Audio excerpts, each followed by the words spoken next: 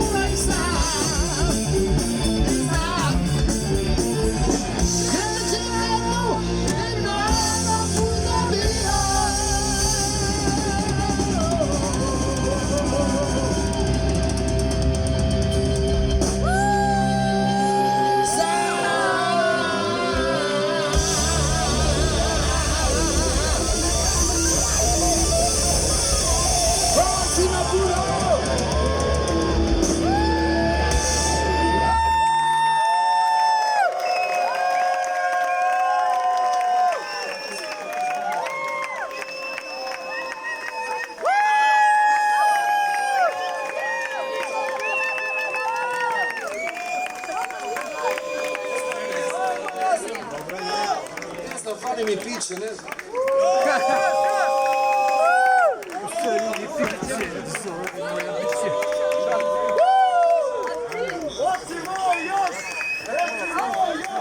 Hoćemo još!